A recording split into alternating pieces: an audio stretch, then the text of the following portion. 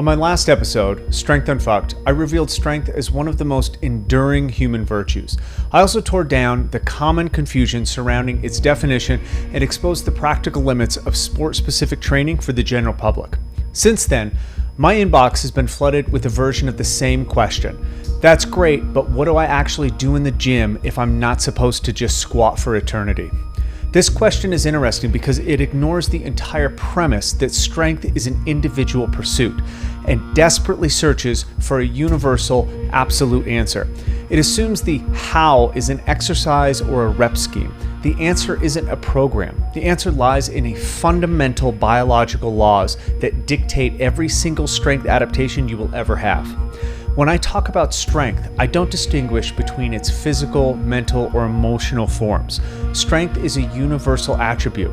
To be strong of character, resisting the urge to bend your ideals, is just as challenging as overcoming a heavy barbell or even holding yourself together through the agony of grief. They all demand a practice of resistance, a signal to hold the line despite the overwhelming urge to fold. In my experience, when people lose their physical capacity for strength, whether through injury or just years of neglect, their mental framework and often their moral character tend to fail soon after. Strength is the attribute of overcoming. We foster it to improve our outcomes, and this is done behaviorally. This alone should be a massive realization. Strength is an action, and it is not a mindless one. When we ask to develop an attribute, what we are really inviting in are its antagonists. To wish for strength is to acknowledge what is weak and finally address it. Think about it. To rid your house of pests, you first have to attract them to bring the problem into the open so you can eliminate it. True strength training isn't just lifting weights, it's a humbling acknowledgement of our own shortcomings. To do this, we have to understand strength as a behavior. Behavior is just an action and reaction to a stimulus. If you constantly break or fold under pressure, you lack the desired trait. If you break yourself trying to resist, you don't understand the limitations of your strength, which is just as useless. Learning to be strong is about accurately assessing your limitations and then, in an attempt to bolster them, not allowing those perceived limits to become a permanent ceiling. I believe we are naturally driven towards expressions of strength, but this inclination gets hijacked by social pressure, which teaches us to chase external rewards, a certain look, a perception, a number, instead of trusting our internal sensations. It's why we hear the phrase, stronger than they look.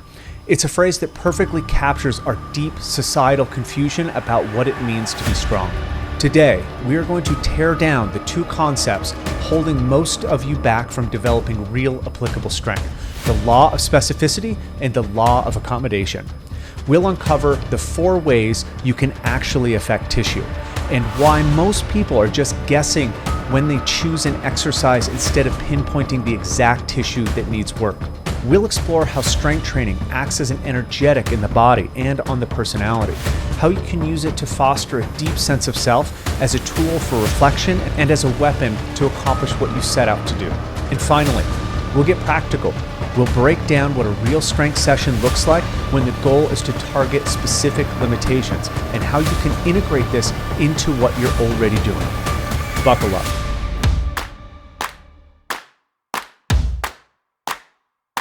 Welcome to the Unfvckd podcast. My name is Michael Blevins. I've been training some of the world's most elite performers for over 15 years, from iconic actors and athletes to soldiers and CEOs. I'm an entrepreneur, an athlete, and an obsessive when it comes to human behavior. Man looks in the abyss. There's nothing staring back at him. At that moment, man finds his character. And that is what keeps him out of the abyss. I think I understand.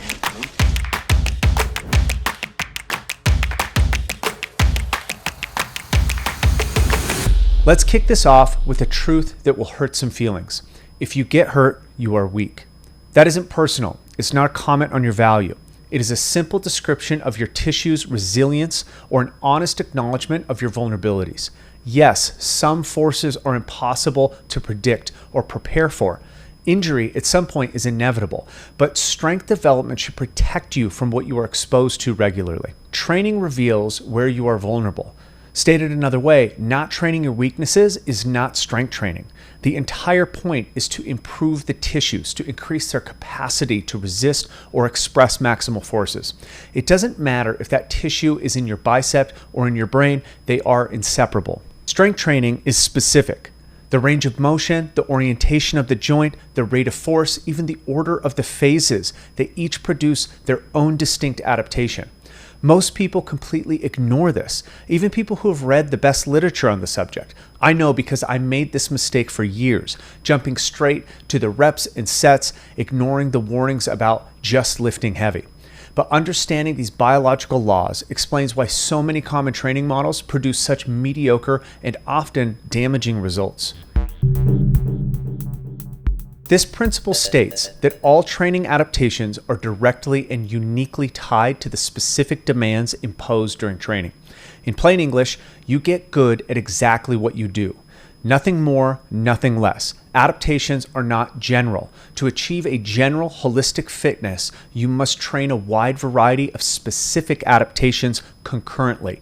Trying to get good at one thing means you will be bad at many things. Attempting to get good at many things means you will never really be good at that one thing.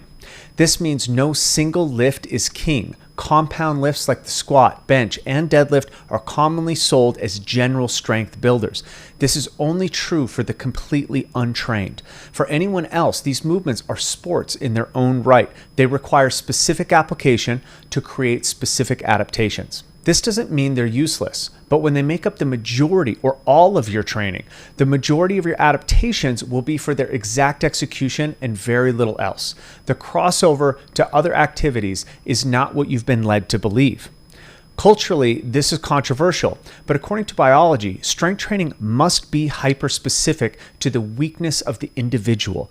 This means calling into question the holiness of common exercises. A back squat at a specific load will cause completely different adaptations across different individuals. What we call a leg exercise is often an exercise limited by the spine. If you want to be strong, you have to think and problem solve. This flies in the face of the stereotype of the strong but dim-witted lifter. But I guarantee you, people do not get truly strong by mindlessly following a program. Let's dive deeper. Specificity isn't just about the exercise, it's about the categories. Periodicity. How often and at what rate do you need to express force? Once every 4 years on a world stage, or lifting boxes for 8 hours a day, 5 days a week for a 40-year career? Those are entirely different qualities of strength. Intensity, the percentage of your maximal voluntary contraction. The closer you get to your absolute structural limits, the more specific and risky the adaptation. Responsiveness, is the effort proactive or reactive? In a powerlifting meet, you have a few minutes to dictate the terms. Bracing for an unexpected impact in football gives you fractions of a second. You control neither the timing nor the force required. Duration, the time required for a single expression and the interval between the expression. A powerlifting meet might be 3 attempts over 8 hours. Most real-world demands are completely unknown, which is why injuries happen outside of the gym. Orientation, the position of your joints and tissues when the force occurs. This is more than just the name of the movement. Phasing, the sequence of lengthening, eccentric, isometric, and concentric. The order itself creates a unique adaptation. For many of you, I just made strength training infinitely more complicated. For others, I just answered the root of your training frustrations. I'll come back to the application, but first we need to understand why even the perfect plan eventually falls apart. This biological law states the response of a biological object to a given constant stimulus decreases over time. Your body is smart. It gets efficient, and efficiency is the enemy of adaptation. The more you do of an exercise, the less stimulus that exercise provides. This is why progressive overload and periodization were invented, but most people only attack this by changing the weight or the volume, and that only works for so long. Look back at those categories under specificity. You have a whole arsenal of variables to manipulate. Exercises are repeated patterns, and repeated patterns are doomed by the laws of accommodation. So I recommend a shift. Stop thinking in terms of exercises and start thinking in terms of stressing tissues through a variety of orientations, loads, and ranges. Accommodation is adaptation's twin. In sport, we ride the wave of accommodation to perfect a competitive lift. But in the pursuit of general fitness, repetitive patterns yield diminishing returns and create imbalances. The people who never change the what worked for them years ago are the ones who suffer setback after setback. They blindly believe that the exercise is good, never questioning that they are forcing their biology to revolt. Think of the squat everyday program.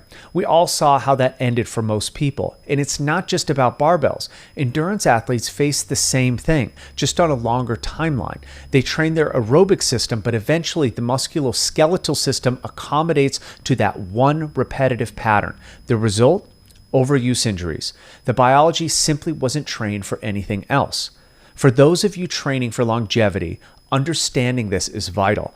Our entire model of physical education is based on sport preparation, an activity with a limited expression and a logical end date.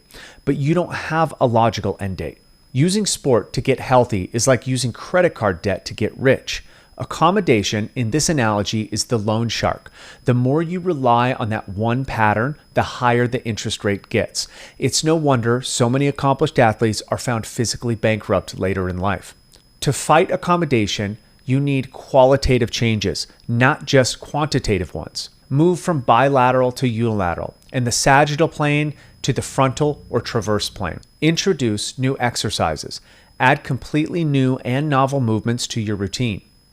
Change equipment. Use bands, chains, kettlebells, sandbags, anything to alter the stimulus. Manipulate rep ranges, rest periods, and set structures. Change the phasing. This is huge. Switch from a standard squat to a dead stop, bottoms up squat. Use bands to amplify tension in strong positions and reduce it in weak ones. The effect is drastic and keeps the stimulus novel. Think objectively. Your training and your life don't need to mirror each other, but they damn well better be related. A variety of signals sends a variety of messages, and that is what keeps the adaptation process alive. Understanding these two laws will change how you see the gym. A bigger bench press gives you one thing, a bigger bench press. It doesn't give you general applicable strength. If that's your goal, fine, but if you want the kind of strength that supports a long, capable, and resilient life, then you need to think deeper. This is why we focus on one constant in our training, and that is creativity. It isn't a ruse or a clever slogan. It is the foundation for which we continue to adapt fitness aspects. So how do we apply this? How do we manipulate the stimulus? We can borrow from the strongest humans on the planet. Louis Simmons of Westside Barbell famously used and refined the conjugate method, and in it he describes something profound. There are only 4 ways to affect tissue. They are in order of effectiveness. Number 1, maximal effort. The goal is to move the heaviest weight possible, period. Number 2, dynamic effort. The intention is to accelerate the weight as fast as humanly possible. Number 3, repetition method. The focus is on time under tension and volume. Number 4, submaximal repetition not till failure. Think warm-ups, accessory work, and prehab rehab. This is the order of their effectiveness. If you want to get strong, you have to lift heavy. Think load, not weight, as in using leverage to express high contraction rates. At the opposite end, doing a few casual sets of a few reps, what most people end up doing at the gym, is sending the absolute weakest signal to your biology. You can apply these methods to your current program and see massive improvements, but we can go deeper. You don't have to lift weights in the traditional sense. Some of the most potent stimuli are eccentrics and isometrics. They allow you to train ranges and capacities that traditional exercises simply cannot address because the focus is on the movement, not the feeling. If varied phasing isn't in your program, you are leaving a ton of potential on the table. The best way to start is to support the training you are already doing. Apply these concepts to your current exercises. Challenge your squat with a time-based set. Try to hold a squat for 40 seconds and feel the difference. Or find the heaviest set of 5 done from the bottom up. Try using the lightest weight possible, but with the highest contraction rate possible. You'll immediately notice recruitment skyrockets because the fear of failing the lift vanishes. Once you realize that loading is an internal signal, training becomes a creative exploration of controlling yourself from the inside out. You'll see your traditional lifts improve without even training them because you've trained the joints and tissues at their specific points of limitation. Most of my squats are now single leg variations that rarely use external load, but instead use angles, ranges, or time to demand a contraction equal to a maximal lift with far less risk.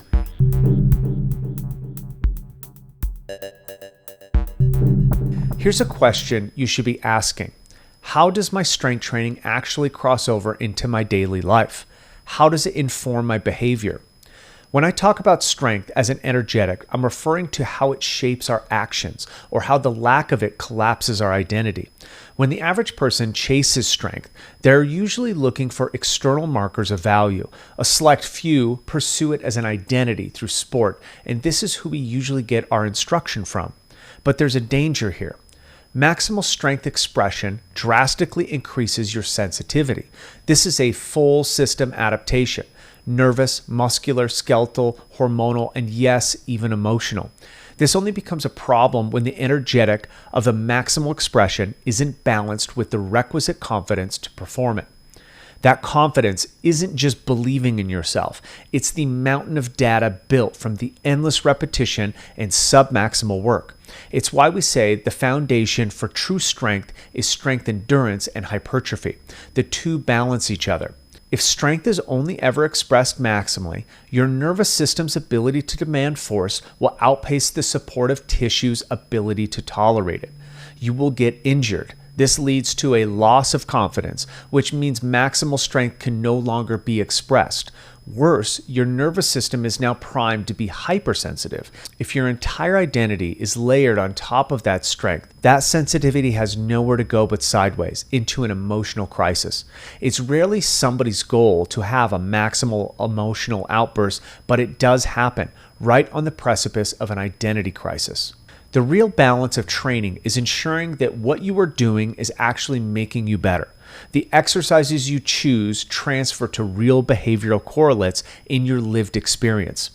When the goal is just a look or an arbitrary number, you will build more problems than you solve.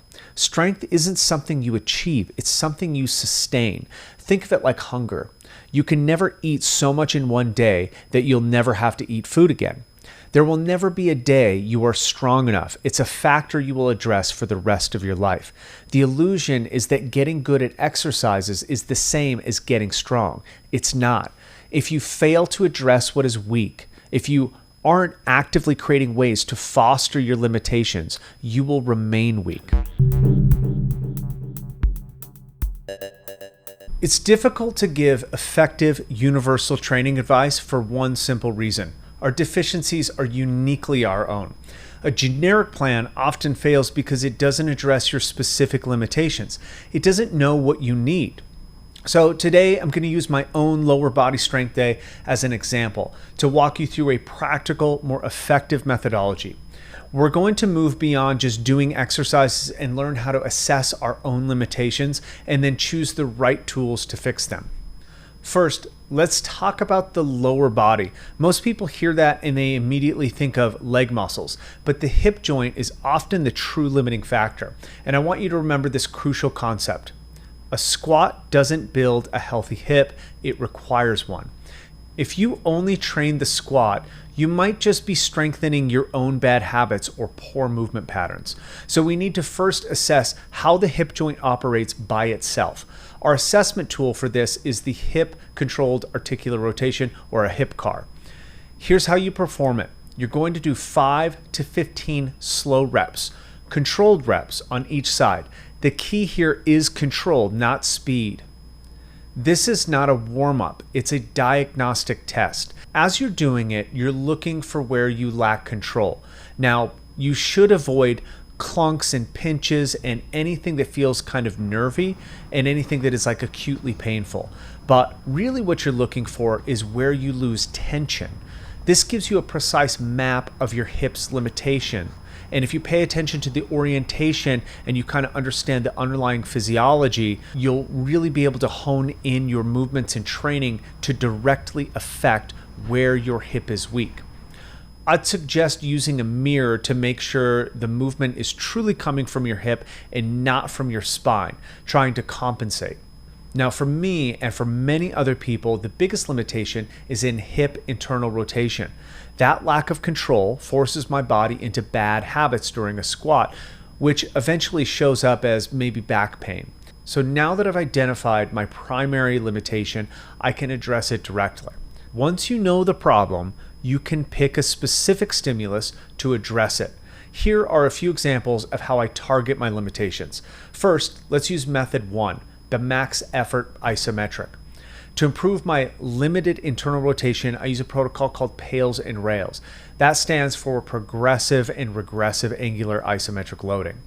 I get into the end range of motion of my hip internal rotation and I hold that passive stretch for 2 minutes.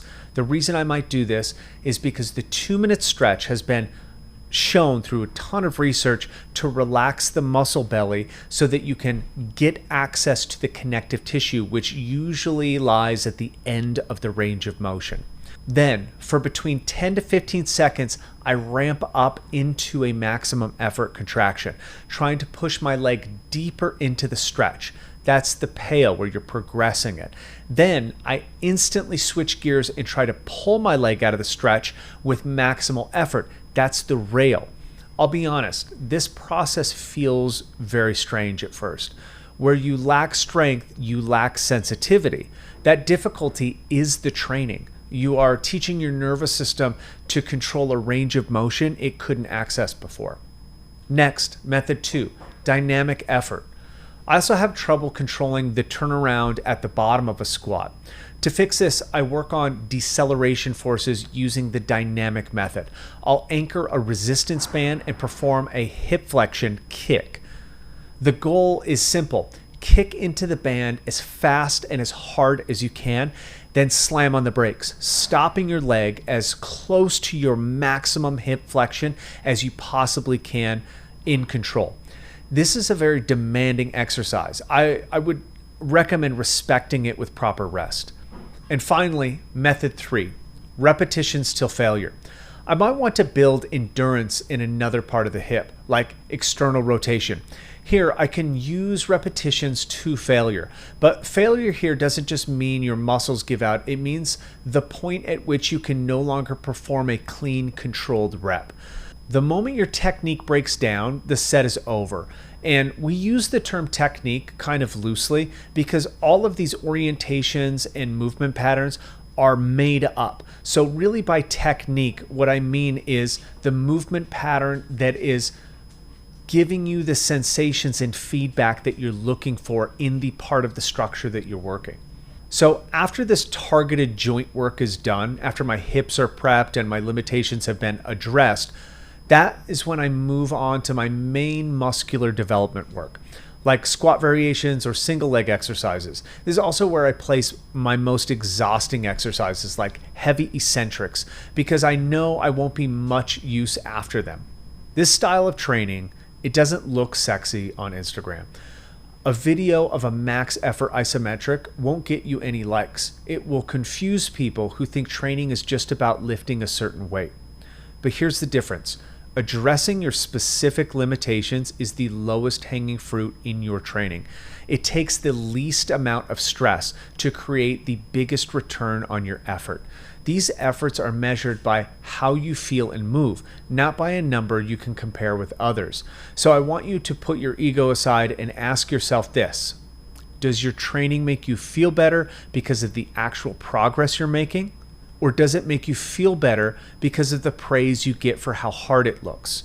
The goal is to train for internal improvement, not external validation.